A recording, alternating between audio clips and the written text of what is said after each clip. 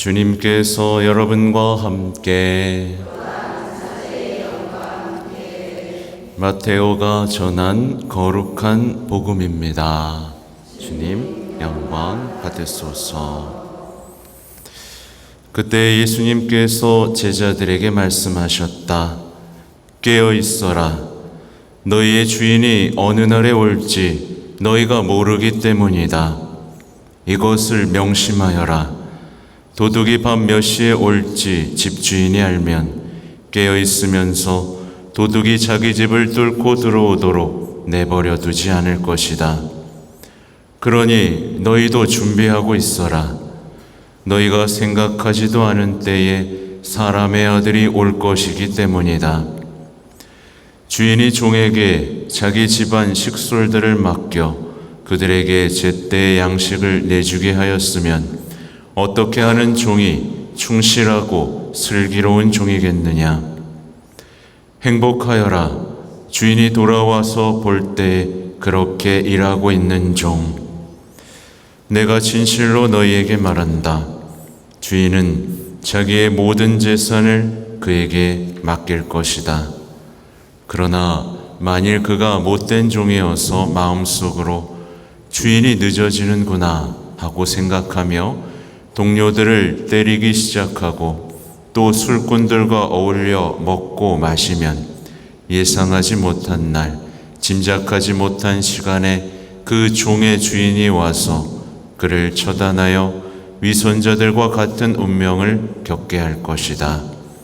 거기에서 그는 울며 이를 갈 것이다. 주님의 말씀입니다.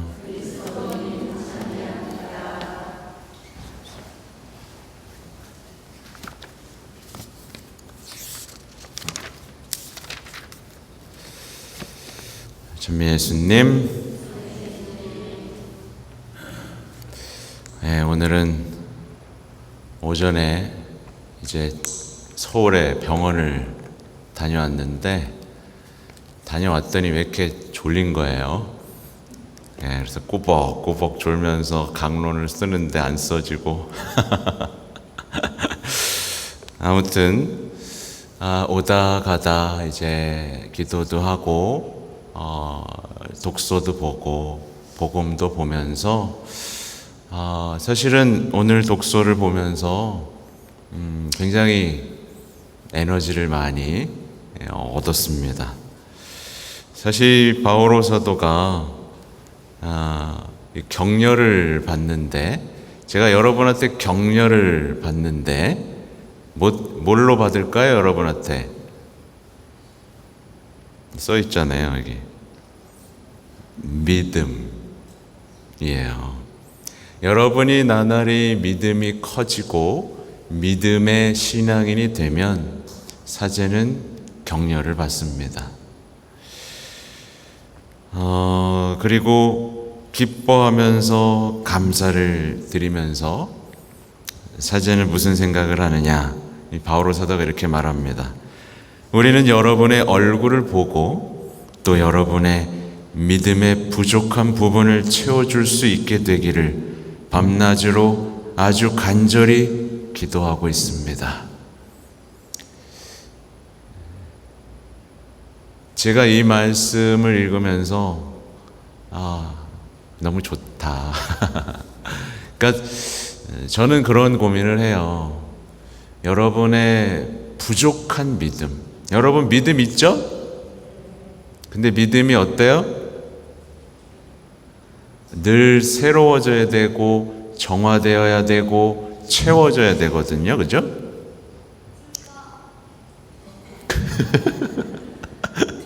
맞습니다. 당연한 거예요. 요한이가 아주 잘 알고 있죠. 너무나 당연한 겁니다. 믿음은 나날이 성장해 가야 돼요. 현실 앞에 그 어떤 나를 실망시키는 현실, 사람, 상황, 이 나를 짓누르더라도 소용없어. 이건 이제 벌써 믿음이 쪼그라드는 거거든요.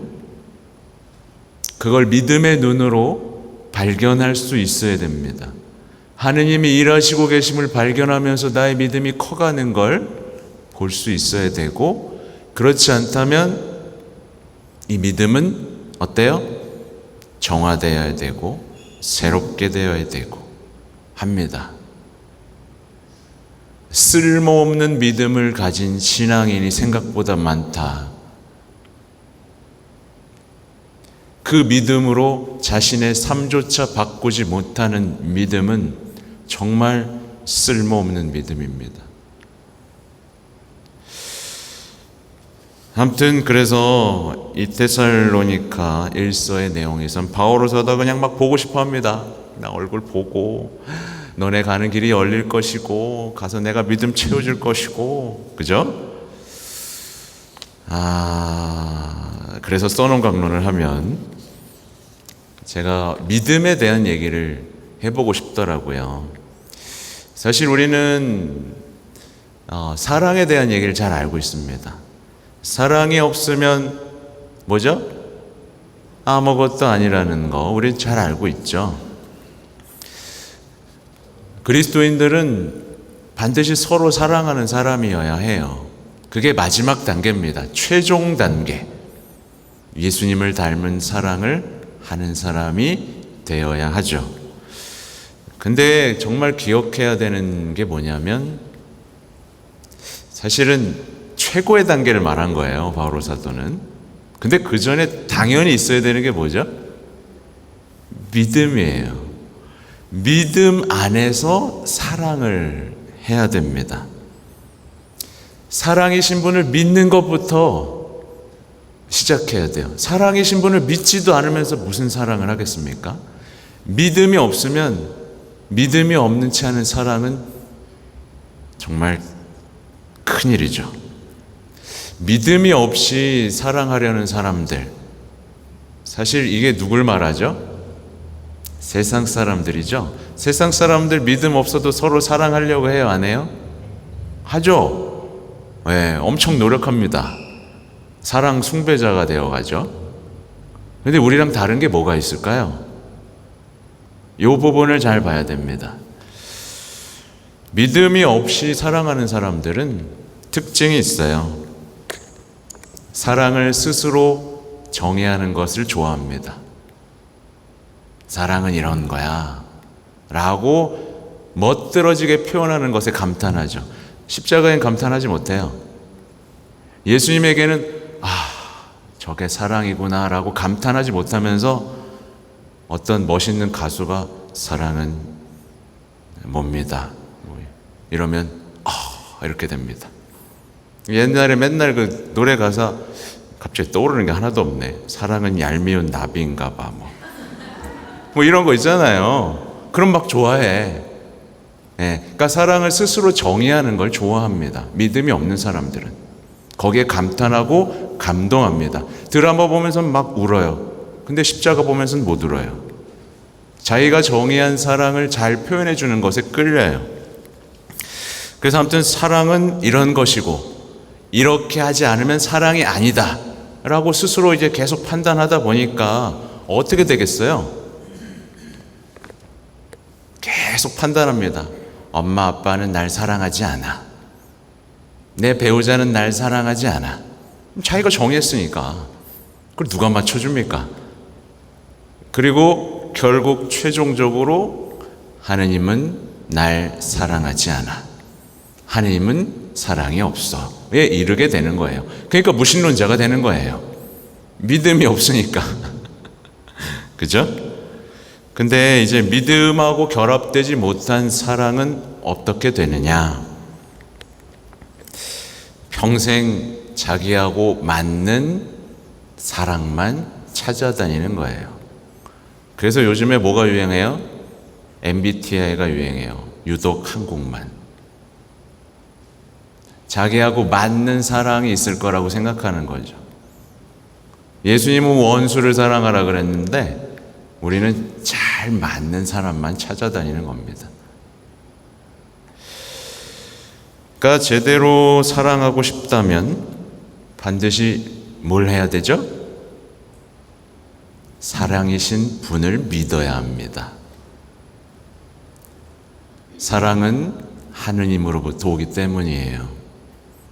사랑이신 분을 사랑하지 못하고 믿지 못한 채 하는 사랑은 서로를 파괴하기 시작하죠. 그리고 그 사랑은 언제나 지칩니다. 늘 기대하고 실망하고 상처받고. 하느님께 대한 믿음이 사라질 뿐만 아니라 사람에 대한 믿음도 사라지죠. 그러니까 사랑하다가 사람에 대한 믿음도 사라지는 이 시대의 엉터리 사랑을 닮아가면 안 됩니다. 근데 이 믿음 안에서 사랑을 하면 어떻게 되죠? 사랑은 자라나고 충만하고 성장합니다. 그래서 결혼을 앞둔 사람은 언제나 내 사랑이 믿음에 근거하고 있는지, 예수님께 근거하고 있는지를 봐야 됩니다. 안 그러면 결혼을 해놓고 사랑하다가 지칩니다. 그렇죠? 왜? 내가 기대한 사랑을 주지 않거든요. 서로 사랑해 주기만을 계속 바라는데 절대 채워줄 수가 없거든요. 그러니까 사랑을 시작해 놓곤 원수가 되는 겁니다. 아무튼 바오로 사도는 믿음으로 격려받고 믿음 때문에 기뻐하고 믿음 때문에 감사하고 믿음 때문에 만나고 싶어하고 그 믿음의 모자란 부분을 채워주고 싶어하는 열정으로 가득 찬 사도였다. 그리고 저도 여러분에게 믿음을 채워드리고 싶습니다. 네. 근데요, 제가 못 채워주는 경우가 있습니다. 뭐게요? 난 잘 믿어 라고 하는 사람. 나 이 정도면 충분해. 나의 믿음이 모자라구나 라고 생각하고 어떻게 해야 하나요? 라고 묻는 사람을 채워줄 수 있는데 충분히 만족하는 사람은 채워줄 수가 없습니다. 네, 여러분 채워드려요? 말아요?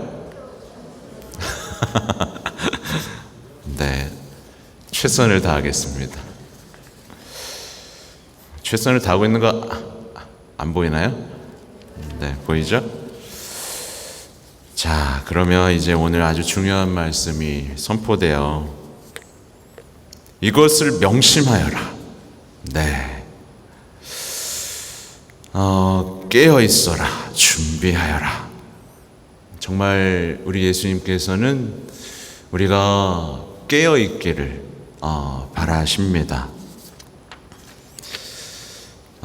깨어 있지 않은 영혼들은 이 시대에 깨어 있지 않으면 어떻게 될까요?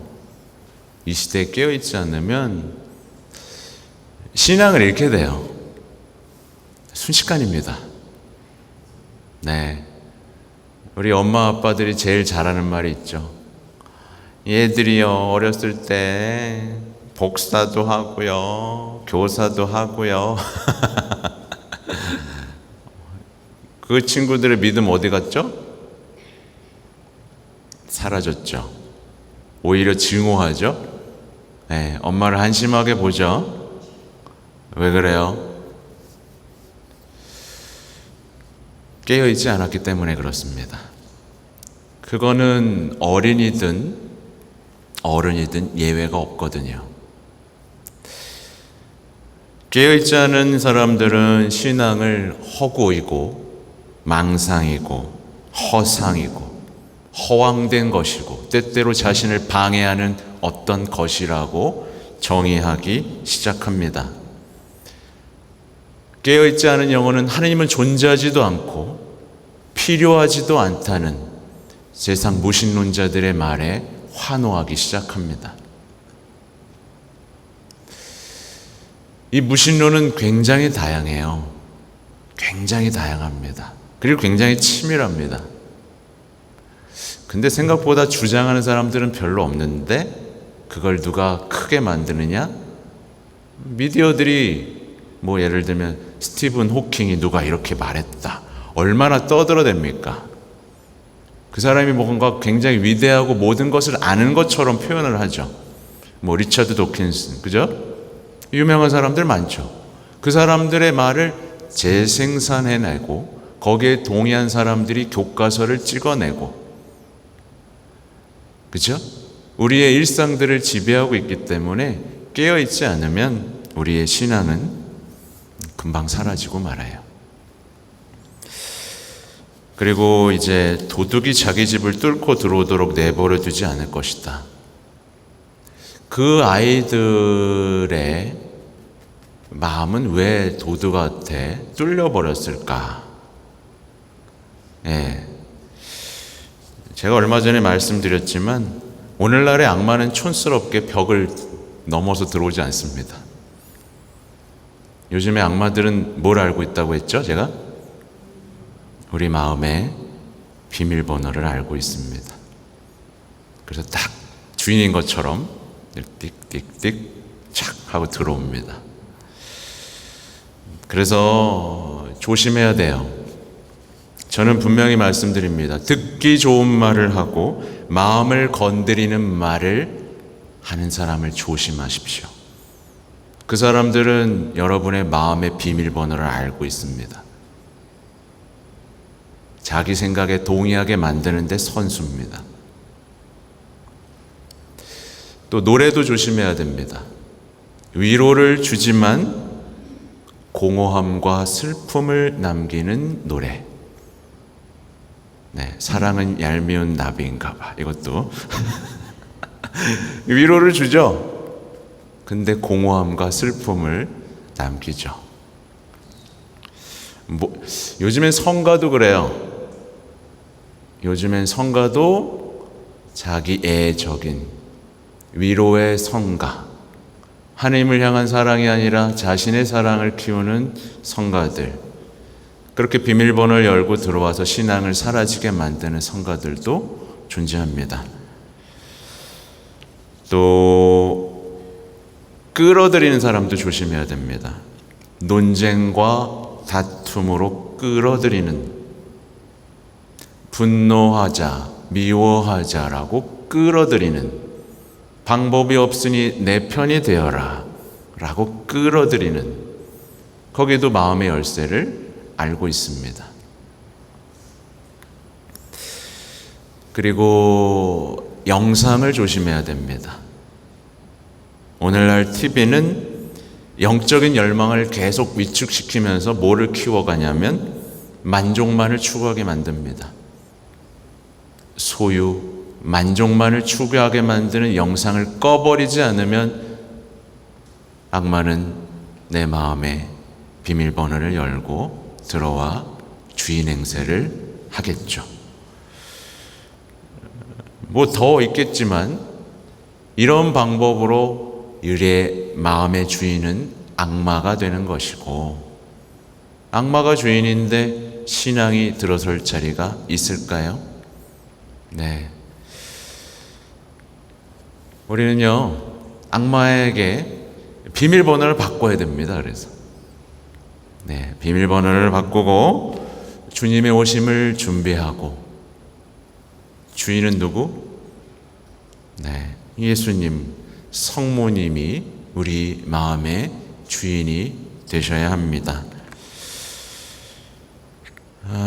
마지막에 행복선언이 잠깐 나오죠. 행복하여라, 주인이 돌아와서 볼 때 그렇게 일하고 있는 종. 네, 여러분 이 말씀 들으면 환호성이 질러져요? 네. 아유, 난 일만 하란 얘기야. 뭐야? 약간 어떤 반항심이 드는 경우들이 많아요. 왜냐하면 오늘날의 세상에서 이미 악마에게 문을 열어줬기 때문에 그렇습니다. 내가 주인이라는 걸 주입한 악마의 속삭임에 동의한 사람들은 오늘의 말씀을 보면서 행복하지 않아요. 내가 주인이고 내가 원하는 거 맘대로 하고 내가 하고 싶은 거 다 도와줘야 행복하지, 주인이 원하는 일을 순종하고 일하는 게 행복하다고? 이렇게 되는 거거든요. 그래서 여기에 이제 반항하는, 이 말씀에 말씀의 마음을 열어야 되는데 말씀의 문을 닫아버리죠. 예. 그러니까 그 사람의 마음의 주인이 누구인지 아닌지는 말씀을 던져보면 압니다. 말씀을 딱 얘기했을 때 활짝 열리는 사람은, 아니면 확 닫아버리고 이상한데, 그 사람의 마음의 주인이 누군지 그 사람은 알아요. 영원히 이미 알고 있습니다. 이 말씀에 동의하지 못하는 사람은 특징이 있어요. 끊임없이 자신은 불행한 사람이라고 외치고 가장 가까운 사람들을 못 살게 굽니다. 오늘 복음에 나오는 그대로죠. 동료들을 때리기 시작하고 술꾼들과 어울려 먹고 마시는 것. 그러니까 자기가 삶의 주인이니까 제발 뭘 강요하지 마. 이 얘기만 반복합니다. 자꾸 얘기하지 마. 강요하지 마. 좋은 걸 얘기해도 반복해서 얘기만 해요. 사랑해야 될 사람조차 사랑하지 못하고, 주인이니까. 인간의 모든 불행은요, 주님과의 관계를 끊어버리는 것에서 시작됩니다.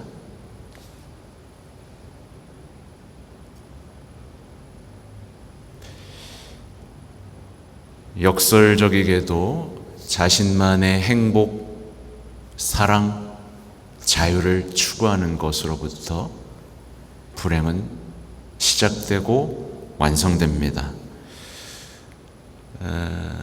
주님이라고 부르죠? 이게 뭐라 그랬죠? 주인님이라고 말씀드렸어요. 근데 주인님이라고 하면 사람들은 되게 싫어해요. 그러니까 하나님과 나의 관계가 주인과 종이 아니라 동등한 관계를 이길 바라는 거예요. 자유, 평등, 박애라는 이름으로 신앙은 완전 산산조각 나는 겁니다. 하느님으로부터 자유, 하느님과 평등, 그리고 사랑. 그러니까 자기를 주인으로 생각하는 거죠. 자기에게는 무한한 자유가 필요하다. 내 위엔 그 누구도 있어서는 안 된다. 그러니 주인을 위해서 일하는 기쁨이 있겠습니까? 오로지 자신을 위해서만 일하고, 자신을 위해서만 쉬고, 자신을 위해서만 돈을 쓰겠죠. 이게 오늘날 많은 신앙인들이 겪고 있는 실천적인 무신론이에요. 성당에 나오지만 무신론자들 많습니다. 행동을 보면 알고, 말을 보면 알고, 삶의 방향을 보면 압니다. 그는 믿는다고 말하지만 사실은 무신론자예요. 우리도 혹시 무신론자는 아닌지 돌아보는 오늘이 되면 좋겠습니다. 아멘.